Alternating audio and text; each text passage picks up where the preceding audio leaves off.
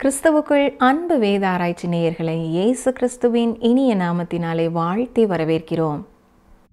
நாம் கடந்த நிகழ்ச்சியிலே 73ஆம் சங்கீதம் 17ஆம் வசனம் முதல் 76ஆம் சங்கீதம் 12ஆம் வசனங்கள் வரை கற்றுக்கொண்டோம். அந்த பாடத்திலே ஆசாப் தன்னுடைய வாழ்க்கையில் வந்த கேள்விகளுக்கான விடையை கர்த்தருடைய ஆலயத்திற்கு சென்றபோது பெற்றுக்கொண்டார். உங்கள் வாழ்க்கையில் இருக்கும் கேள்விகளுக்கு கர்த்தர் விடை கொடுப்பார் என்று கற்றுக்கொண்டோம். மேலும் உங்கள் வாழ்க்கையிலே கஷ்டமான நேரங்களிலே ஆண்டவரே உங்கள் கரத்தை பிடித்து கொள்வார்.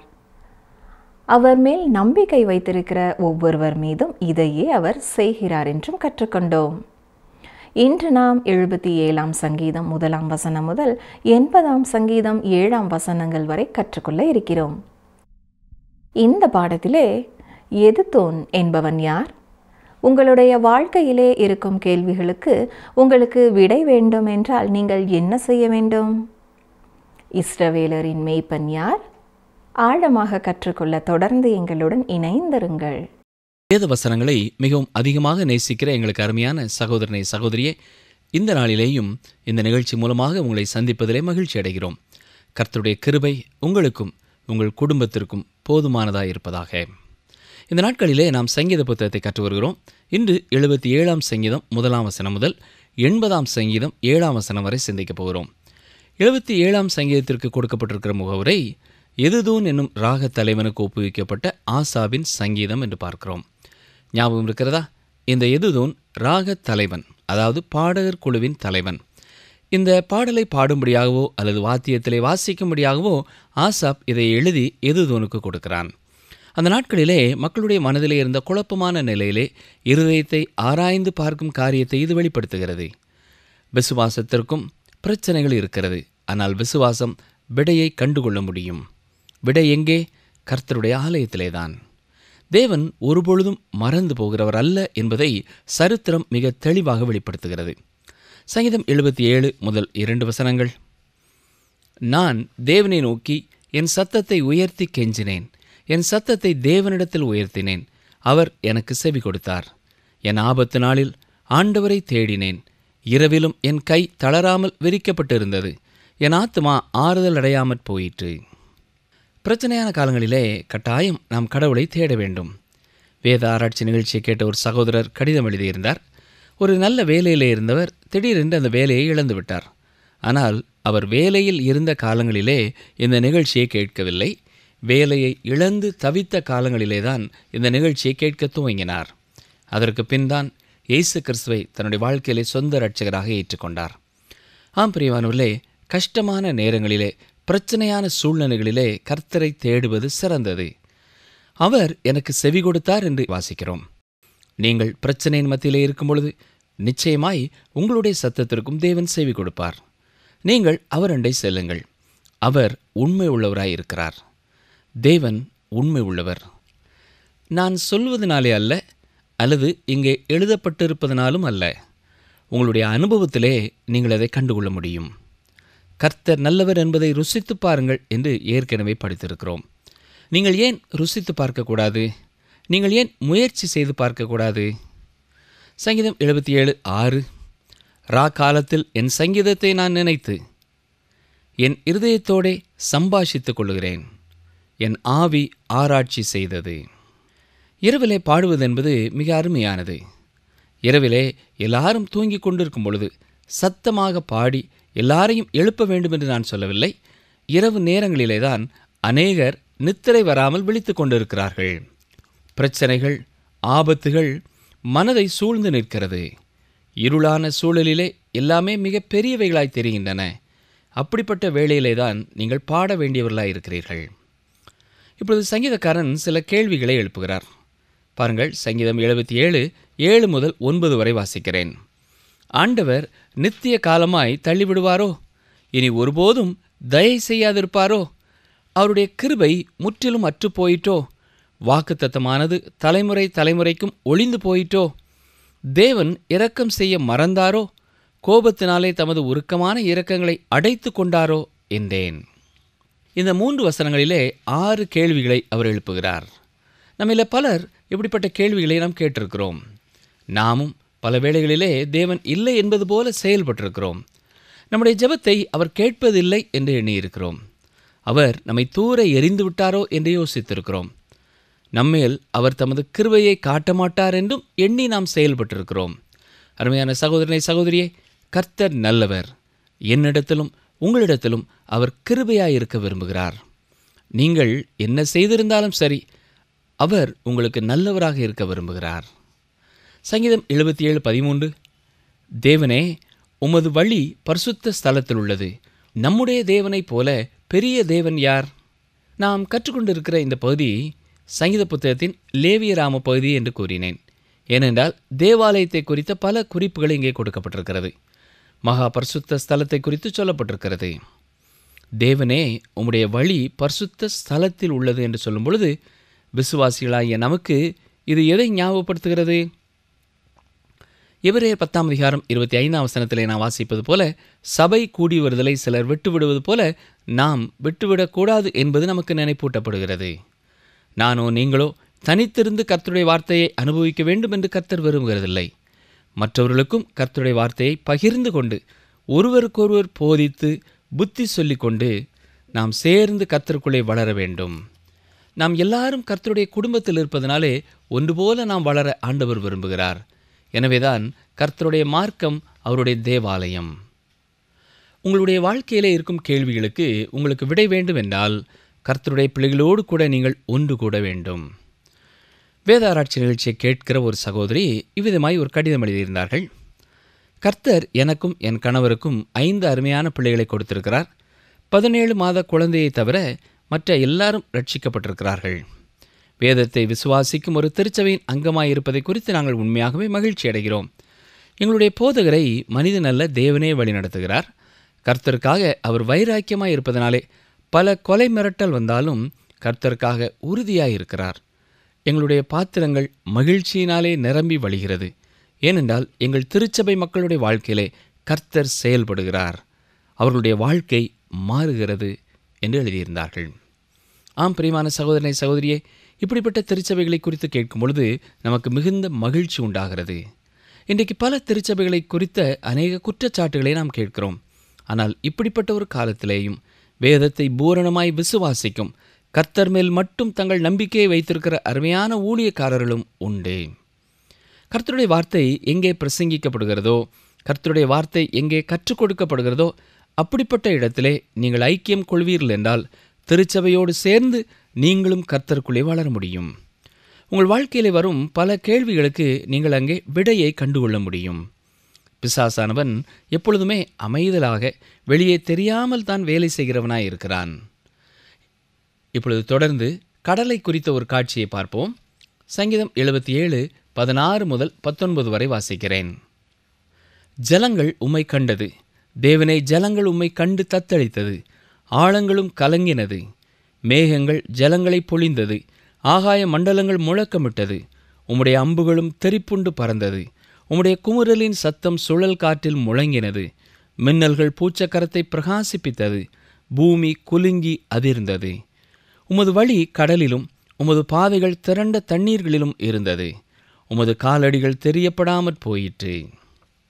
இந்த பகுதி குறிப்பாக தேவன் தமது ஜனங்களை சிவந்த சமுத்திரத்தின் வழியாக வழிநடத்தி வந்ததை குறித்து பேசுகிறது. வசனம் 20 பாருங்கள். மோசே ஆரோன் என்பவர்களின் கையால் உமது ஜனங்களை ஒரு ஆட்டு மந்தையைப் போல வழிநடத்தினீர். பிரியமானவர்களே, இந்த வசனத்திலேயும் நமக்கு செய்தி அடங்கி இருக்கிறது. இன்றும் கர்த்தர் தம்முடைய பிள்ளைகளை இக்காலத்திலே இருந்து வருகிற தேவன் இல்லை என்று சொல்லும் கூட்டத்திற்கும், எந்த சட்டங்களுக்கும் கீழ்ப்படியாதவர்களுக்கும், ஒழுக்க நெறியேற்று வாழ்பவர்களுக்கும் விலைக்கு காக்கக்கூடியவராயிருக்கிறார். அவர் எவ்வளவு அற்புதமான ஒரு மேய்ப்பர்! சரி, தொடர்ந்து சங்கீதம் 78 பார்ப்போம். இந்த சங்கீதத்திலே மோசேயின் காலத்திலிருந்து தாவீதின் காலம் வரைக்கும் உள்ள இஸ்ரவேல் மக்களின் சரித்திரத்தை பார்க்கலாம். இது ஆசாப் எழுதிய மஸ்கீல் என்னும் போதக சங்கீதம். இந்த சங்கீதத்திலே ஜனங்களுடைய தோல்வியை குறித்தும் தேவன் எவ்வளவு உண்மையுள்ளவராய் இருக்கிறார் என்பதை குறித்தும் நாம் பார்க்கிறோம். தேவன் தங்களுடைய சத்தத்தை கேட்டு தங்களுக்கு பதில் கொடுக்க வேண்டும் என்பதைத்தான் இந்த சங்கீதத்திலே பார்க்கிறோம். முதலாவது தமது ஜனங்களை நோக்கி கொடுக்கும் அழைப்பை பார்க்கிறோம். அதாவது தன்னுடைய சத்தத்திற்கு செவி கொடுக்க வேண்டும் என்று அவர் அவர்களை பார்த்து கூப்பிடுகிறார். சங்கீதம் 78:1, என் ஜனங்களே, என் உபதேசத்தை கேளுங்கள், என் வாயின் வசனங்களுக்கு உங்கள் செவிகளை சாயுங்கள். இது மிக நீண்ட ஒரு சங்கீதம். குறிப்பான வசனங்களை மட்டும் சிந்திப்போம். ஆனால் நீங்கள் நேரம் எடுத்து முழு சங்கீதத்தையும் வாசிக்க உங்களை அன்போடு ஞாபகப்படுத்துகிறேன். இது உங்கள் இருதயத்திற்கு ஆசீர்வாதமானதாய் இருக்கும். சங்கீதம் 78, 9, 10 வசனங்கள். ஆயுதம் அணிந்த வில் வீரரான எப்ராயிம் புத்திரர் யுத்த நாளிலே முதுகு காட்டினார்கள். அவர்கள் தேவனுடைய உடன்படிக்கையை கைக்கொள்ளாமலும் அவருடைய கட்டளையின்படி நடக்க சம்மதியாமலும்.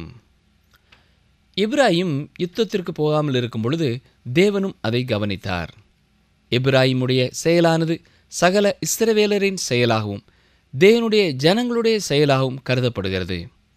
அன்று இஸ்ரவேல், இன்று திருச்சபை. ஆனால் தேவனுடைய உண்மை மாறாததாயிருக்கிறது. சங்கீதம் 78, 17 முதல் 19 வரை பாருங்கள். என்றாலும் அவர்கள் பின்னும் அவருக்கு விரோதமாய் பாவம் செய்து வறண்ட வெளியிலே உன்னதமானவருக்கு கோபமூட்டினார்கள். தங்கள் இச்சை கேட்ட போஜனத்தை கேட்டு தங்கள் இருதயத்தில் தேவனை பரீட்சை பார்த்தார்கள். அவர்கள் தேவனுக்கு விரோதமாய் பேசி தேவன் வனாந்தரத்திலே போஜன பந்தியை ஆயத்தப்படுத்தக்கூடுமோ? அநேக விசுவாசிகளுடைய வாழ்க்கையிலேயும் இப்படிப்பட்ட அவிசுவாசம் காணப்படுகிறது. இப்பொழுது கர்த்தர் என்ன செய்கிறார் பாருங்கள்.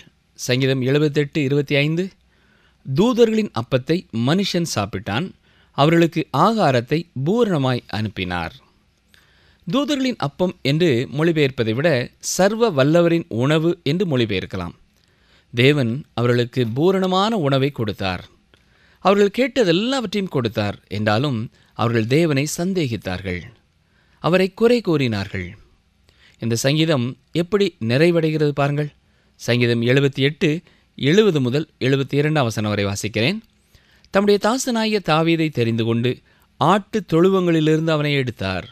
கரவலாடுகளின் பின்னாக தெரிந்த அவனை தம்முடைய ஜனமாகிய யாக்கோபையும் தம்முடைய சுதந்திரமாகிய இஸ்ரவேலையும் மேய்ப்பதற்காக அழைத்து கொண்டு வந்தார். இவன் அவர்களை தன் இருதயத்தின் உண்மையின்படியே மேய்த்து தன் கைகளின் திறமையினால் அவர்களை நடத்தினான். இந்த வசனங்கள் நாம் அறிந்திருக்கிறது போல தாவீது ராஜாவை குறித்து கூறுகிறது. தேவன் தாவீதுக்கு ஆண்டவருமாயிருக்கிறார், தாவீதின் குமாரனாயும் இருக்கிறார். தேவன் தமது ஜனங்களுக்கு உண்மை உள்ளவராய் இருக்கிறார். இன்றைக்கும் அவர் அவ்வாறே உண்மை உள்ளவராய் இருக்கிறார். சரி, இப்பொழுது தொடர்ந்து நாம் 79ஆம் சங்கீதத்தையும் பார்ப்போம். மகா உபத்திரவ காலத்திலே இஸ்ரவேல் மக்களின் எதிர்காலத்தை குறித்து இங்கே நாம் பார்க்கிறோம். இது ஒரு ஜெப சங்கீதம்.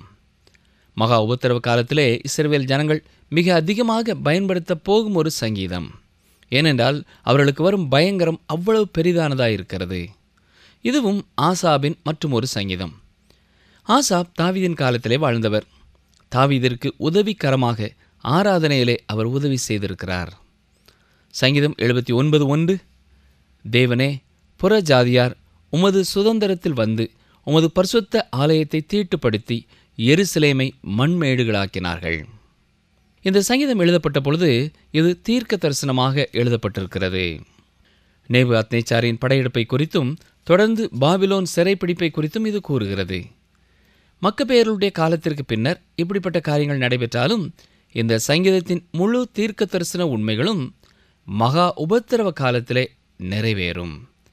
பாபிலோனின் சிறைப்பிடிப்பிற்கு முன்னதாக கள்ள தீர்க்கதரிசிகள் இந்த பட்டணம் இடிக்கப்பட மாட்டாது, மக்கள் சிறைப்பிடிக்கப்பட மாட்டார்கள் என்று கூறி வந்தார்கள்.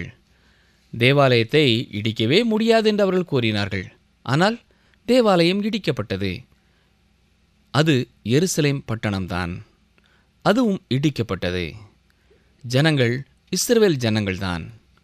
இது பல முறை நடைபெற்றிருக்கின்றது. இதன் விளைவாக அவர்கள் தேவனை நோக்கி கூப்பிடுகிறார்கள். இஸ்ரவேல் மக்களுடைய வாழ்க்கையிலே தேவாலயமே அவர்கள் வாழ்க்கையின் மத்தியில் இருந்தது. இந்த சங்கீதமும் லேவியராமத்திற்கு ஒத்ததாய் இருக்கிறது.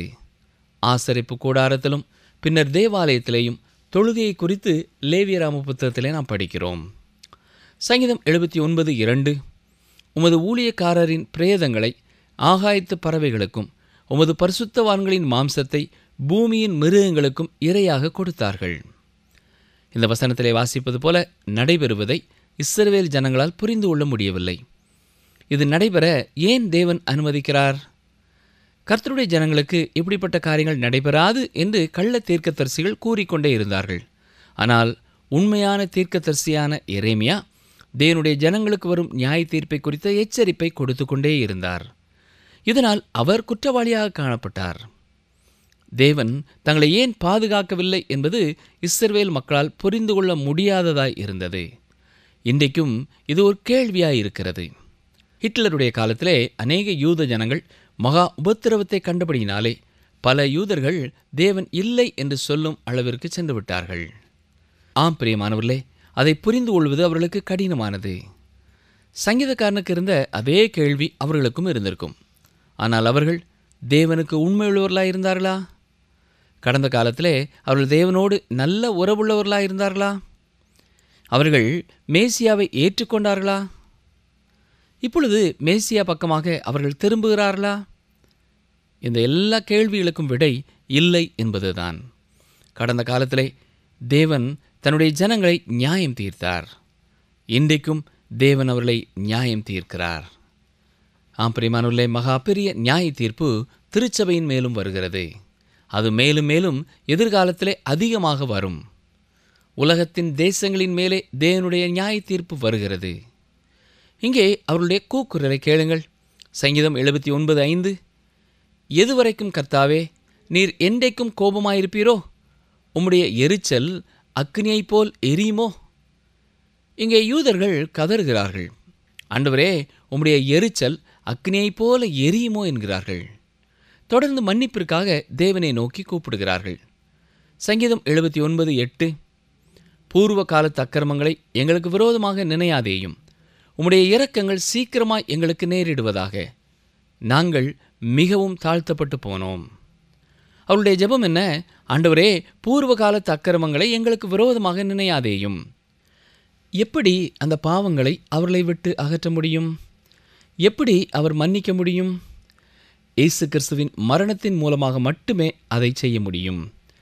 இயேசு கிறிஸ்து புறக்கணிக்கப்படும் பொழுது அது ஒரு யூதன் புறக்கணித்தாலும் சரி, ஒரு யூதன் அல்லாத மனிதன் புறக்கணித்தாலும் சரி, ஒரு பணக்காரன் புறக்கணித்தாலும் சரி, ஒரு ஏழை புறக்கணித்தாலும் சரி, ஒரு அடிமை புறக்கணித்தாலும், ஒரு சுயாதீனன் புறக்கணித்தாலும், ஒரு ஆண் புறக்கணித்தாலும், ஒரு பெண் புறக்கணித்தாலும், வெண்மையான ஒரு மனிதன் புறக்கணித்தாலும், கருப்பு நிறமான ஒரு மனிதன் புறக்கணித்தாலும் நியாய தீர்ப்பு உண்டே. ஒன்று அவரை நியாயாதிபதியாக சந்திக்க வேண்டும், அல்லது அவரை உங்கள் இரட்சகராக நீங்கள் சந்திக்க வேண்டும். இந்த இரண்டை தவிர வேறு வழி இல்லை. இந்த பாடுபடும் ஜனங்களின் அழுகுரலை கேளுங்கள். சங்கீதம் 79:9, எங்களை இரட்சிக்கும் தேவனே, நீர் உமது நாமத்தின் மகிமையை நிமித்தம் எங்களுக்கு உதவி செய்து உமது நாமத்தின் நிமித்தம் எங்களை விடுவித்து எங்கள் பாவங்களை நிவிர்த்தியாக்கும். இஸ்ரவேல் ஜனங்கள் கர்த்தர் தங்கள் மத்தியில் இருக்கிறார் என்றும் அவர் தங்களை விடுதலை செய்தார் என்றும் பெருமைப்பட்டு கொண்டிருந்தார்கள். தேவன் அவர்களை விடுதலை செய்யவில்லை. எனவே அவர்கள் கேலிக்குள்ளானார்கள். யூதரல்லாத மற்ற மக்கள் அவரை கேலி செய்தார்கள். இந்த சங்கீதம் எப்படி முடிவடைகிறது கவனியுங்கள். சங்கீதம் 79:13, அப்பொழுது உம்முடைய ஜனங்களும் உம்முடைய மேய்ச்சலின் ஆடுகளுமாகிய நாங்கள் உம்மை என்றென்றைக்கும் புகழுவோம். தலைமுறை தலைமுறையாக உமது துதியை சொல்லி வருவோம். வரப்போகும் அந்த ராஜ்யத்திலே அவருடைய துக்கங்கள் துடைக்கப்படும். கண்ணீர் நித்திய காலமாக அவர்களை விட்டு அகற்றப்படும். அந்நாட்களிலே தலைமுறை தலைமுறையாக தேவனை துதிப்பார்கள். தொடர்ந்து 80ஆம் சங்கீதத்தையும் பார்ப்போம். இஸ்ரவேலரின் மேய்ப்பரிடத்திலே ஜெபிக்கும் ஒரு ஜெபம். இந்த சங்கீதங்களிலே தொடர்ச்சியாக கருத்துக்களை நாம் பார்த்து வருகிறோம். தீர்க்க தரிசனமாக கூறப்பட்டிருக்கிற சத்தியங்களையும் நாம் கவனிக்கிறோம். தாவீதின் ஆட்சி காலத்திலே தான் இந்த சங்கீதமும் எழுதப்பட்டது. சாட்சி விளங்கும்படி சோஷானீம் எடூத் என்னும் வாத்தியத்தில் வாசிக்க ராக தலைவனுக்கு ஒப்புவிக்கப்பட்ட ஆசாவின் சங்கீதம் என்று பார்க்கிறோம். சோஷானீம் எடூப் என்பது லீலி புஷ்பத்தை குறிக்கிறது. இப்படிப்பட்ட அருமையான லீலி புஷ்பங்களை ஏற்கனவே நாம் பார்த்திருக்கிறோம். இது மேசியாவாகிய இயேசு கிறிஸ்துவை குறித்து கூறுகிறது. இஸ்ரவேலரின் மேய்ப்பரை பார்த்து தொடர்ந்து தங்களை நடத்தும்படியாய் கெஞ்சும் ஒரு சங்கீதமாய் இது இருக்கிறது. சங்கீதம் 80:1, இஸ்ரவேலின் மேய்ப்பரே, யோசேப்பை ஆட்டு மந்தையைப் போல் நடத்துகிறவரே செவிகொடும். கேருபீன்கள் மத்தியில் வாசம் பண்ணுகிறவரே பிரகாசியும். இஸ்ரவேலின் மேய்ப்பர் யார்? இயேசு கிறிஸ்துதான். யோசேப்பை ஆட்டு மந்தையைப் போல நடத்துகிறவரே என்று சொல்லப்பட்டிருக்கிறது. இது இஸ்ரவேலரின் 12 கோத்திரங்களையும் வனாந்தரத்திலே வழிநடத்தி கொண்டு வந்து வாக்குத்தத்த பூமியை சுதந்திரிப்பதற்கு வழிநடத்தியதை குறிக்கிறது. இஸ்ரவேலரின் மேய்ப்பரான யெகோவா அன்று அவர்களை வழிநடத்தி வந்தார். மனுஷீகமாக யோசுவா அப்பொழுது தலைவராய் இருந்தார். ஆனால் சேனைகளின் கர்த்தரின் தலைமைத்துவத்தின் கீழேயே அவர் செயல்பட்டார். மகா பரிசுத்த ஸ்தலத்தில் வீற்றிருக்கும் ஆண்டவரை நோக்கி சங்கீதக்காரன் பேசுகிறார். பாருங்கள், சங்கீதம் 82. எப்ராயிம், பென்யமீன், மனாசே என்பவர்களுக்கு முன்பாக நீர் உமது வல்லமையை எழுப்பி எங்களை ரட்சிக்க வந்தருளும். இந்த இடத்திலே எப்ராயிம், பென்யமீன், மனாசே என்பவர்கள் ஏன் குறிப்பிடப்பட்டிருக்கிறார்கள்? இதற்கான விடை எண்ணாமம் 2ஆம் அதிகாரம் 17 முதல் 24 நாம் பார்க்கலாம். இந்த பகுதியை நீங்கள் வாசித்து பார்ப்பீர்கள் என்றால், ஆசரிப்பு கூடாரத்தை சுற்றி ஒவ்வொரு கோத்திரத்தையும் அமர்த்தும் பொழுது இந்த 3 கோத்திரங்களும் உடன்படிக்கை பெட்டிக்கு நேர் பின்னாய் இருந்தது. இஸ்ரவேல் ஜனங்களை இந்த உடன்படிக்கை பெட்டி வழிநடத்தி சென்றது. உடன்படிக்கை பெட்டிக்கு பின்னாலே இவர்கள்தான் சென்றிருக்கிறார்கள். முன்னான காலங்களிலே அவர்களை தேவன் அவ்வாறு வழிநடத்தியது போல இப்பொழுதும் தங்களை வழிநடத்த வேண்டும் என்கிறார்கள். சங்கீதம் 83. தேவனே, எங்களை திருப்பிக் கொண்டு வாரும், உமது முகத்தை பிரகாசிக்க பண்ணும், அப்பொழுது ரட்சிக்கப்படுவோம். இந்த ஜெபம் இதே சங்கீதத்திலே 3 முறை ஏறெடுக்கப்படுகின்றது. 3வது வசனம், 7வது வசனம், 19ஆம் வசனத்திலேயும் இதே வாக்கியத்தை நாம் பார்க்கலாம். இது ஒரு பாடலின் பல்லவியைப் போல அமைந்திருக்கிறது. சங்கீதம் 84. சேனைகளின் தேவனாய கர்த்தாவே, உமது ஜனத்தின் விண்ணப்பத்துக்கு விரோதமாய் நீர் எதுவரைக்கும் கோபம் கொள்வீர்? 4 முதல் 6 வசனம் வரை வாழ்க்கையில ஏன் இவ்வாறு நடக்கிறது என்று தங்கள் கஷ்டங்களை குறித்து தேவனிடத்தில் கேட்பதாய் பார்க்கிறோம். வசனம் 5 பாருங்கள். இது வேத புத்தகத்திலே குறிப்பிடத்தக்க ஒரு வசனம். கண்ணீராகிய அப்பத்தை அவர்களுக்கு போஜனமாகவும் மிகுதியான கண்ணீரையே அவர்களுக்கு பானமாகவும் கொடுத்தீர். தேவன் அவர்களுக்கு கண்ணீராகிய அப்பத்தை போஜனமாகவும் கண்ணீரையே பானமாகவும் கொடுத்தார் என்று சொல்லப்பட்டிருக்கிறது. இதுதான் பாடுகளின் கண்ணீர். இஸ்ரவேல் ஜனங்கள் வேதனைகளை அனுபவித்திருக்கிறார்கள், ஆனாலும் ஜீவனோடு இருக்கிறார்கள். யூதர்களைப் போலவே நடத்தப்பட்ட பல தேசங்கள் பூமியிலே இல்லாமல் போய்விட்டது. நூற்றாண்டுகளாக இஸ்ரவேல் ஜனங்கள் ஏன் கண்ணீரை குடித்துக் கொண்டிருக்கிறார்கள்? அவர்கள் தங்கள் மேய்ப்பனை புறக்கணித்து விட்டார்கள். இயேசு கிறிஸ்து இந்த பூமியிலே இருக்கும் பொழுது எருசலேமை பார்த்து கண்ணீர் வடித்தார். லூக்கா 19ஆம் அதிகாரம் 41 முதல் 44 வசனங்களிலே இதை நாம் பார்க்கிறோம். இயேசு சிலுவையை சுமந்து கொண்டு செல்லும் பொழுதும் பெண்கள் அவரை பார்த்து அழுதார்கள். அப்பொழுதும் இயேசு என்ன சொன்னார்? எருசலேமின் குமாரத்திகளே, நீங்கள் எனக்காக அழாமல் உங்களுக்காகவும் உங்கள் பிள்ளைகளுக்காகவும் அழுங்கள் என்றார். சங்கீதம் 87 பாருங்கள். சேனைகளின் தேவனே, எங்களை திருப்பிக் கொண்டு வாரும், உமது முகத்தை பிரகாசிக்க பண்ணும், அப்பொழுது ரட்சிக்கப்படுவோம். உமது முகத்தை பிரகாசிக்க பண்ணும் என்று நாம் பார்ப்பது மேசியாவாகிய இயேசு கிறிஸ்துவை குறித்து கூறுகிறது. ஆனால் மேசியாவான இயேசு கிறிஸ்து வந்த பொழுதோ அவரை அவர்கள் ஏற்றுக்கொள்ளவில்லை. நிகழ்ச்சியை கேட்டுக்கொண்டிருக்கிற எனக்கு அருமையான சகோதரனை, சகோதரியே, பல பாடுகளின் வழியாக, வேதனைகளின் வழியாக நீங்கள் கடந்து வந்திருக்கலாம். ஆனால் மேசியாவான இயேசுவுக்கு உங்கள் வாழ்க்கையிலே நீங்கள் முழு இடமும் கொடுத்திருக்கிறீர்களா? அவருக்கு உங்கள் வாழ்க்கையிலே நீங்கள் முதலிடத்தை கொடுத்திருக்கிறீர்களா? அவரை உங்கள் வாழ்க்கையின் இரட்சகராக நீங்கள் ஏற்றுக்கொள்ளும் பொழுது அவர் உங்கள் மேய்ப்பராக அனுதினமும் உங்களை வழிநடத்த ஆவல் உள்ளவராயிருக்கிறார். அவரை துக்கப்படுத்தும் காரியங்கள் உங்கள் வாழ்க்கையிலே இருக்கும் என்றால் அதை ஆண்டவர் உங்களுக்கு உணர்த்தி கொண்டே இருப்பார் என்றால், இஸ்ரவேல் ஜனங்களைப் போல கடின இருதயமுள்ளவர்களாக இல்லாமல் உங்களை தாழ்த்தி உங்களுடைய குறைகளையும் பாவங்களையும் அறிக்கை செய்து அவரிடத்திலே மன்னிப்பையும் மகிமையையும் பெற்றுக்கொள்ள ஆண்டவர் உங்களுக்கு கிருபை செய்வாராக. ஆமேன். அன்பர்களே, இந்த நாளிலும் நாம் கற்றுக்கொண்டது என்ன? தேவனே, எங்களை திருப்பிக் கொண்டு வாரும், உமது முகத்தை பிரகாசிக்க பண்ணும், அப்பொழுது ரட்சிக்கப்படுவோம். இந்த ஜெபம் இந்த சங்கீதத்தில் 3 முறை ஏறெடுக்கப்படுகிறது. 3ஆம் வசனம், 7ஆம் வசனம், 19ஆம் வசனத்திலும் இதே வாக்கியத்தை நாம் பார்க்கலாம். இது ஒரு பாடலின் பல்லவியைப் போல அமைந்திருக்கிறது. இரவு நேரங்களில்தான் அநேகர் நித்திரை வராமல் விழித்து கொண்டு இருக்கிறார்கள். பிரச்சனைகள், ஆபத்துகள் மனதை சூழ்ந்து நிற்கிறது. இருளான சமயங்களில் எல்லாமே மிக பெரியவைகளாய் தெரிகின்றன. அப்படிப்பட்ட வேளையில்தான் நீங்கள் பாட வேண்டியவர்களாக இருக்கிறீர்கள். நாமும் பல வேளையிலே தேவன் இல்லை என்பது போல செயல்பட்டிருக்கிறோம். நமது ஜெபத்தை அவர் கேட்பதில்லை என்று எண்ணி இருக்கிறோம். அவர் நம்மை தூர எறிந்து விட்டாரோ என்று யோசித்து இருக்கிறோம். அருமையானவர்களே, கர்த்தர் நல்லவர். என்னிடத்திலும் உங்களிடத்திலும் அவர் கிருபையாய் இருக்க விரும்புகிறார்.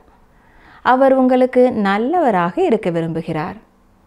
கர்த்தருடைய வார்த்தை எங்கே கற்றுக் கொடுக்கப்படுகிறதோ அப்படிப்பட்ட இடத்திலே நீங்கள் ஐக்கியம் கொள்வீர்கள் என்றால் திருச்சபையோடு சேர்ந்து நீங்களும் கர்த்தருக்குள்ளே வளர முடியும்.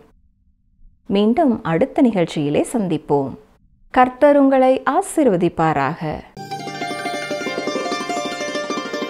நீ பட்டணத்திலும் ஆசீர்வதிக்கப்பட்டிருப்பாய், வெளியிலும் ஆசீர்வதிக்கப்பட்டிருப்பாய். உபாகமம் 28:3.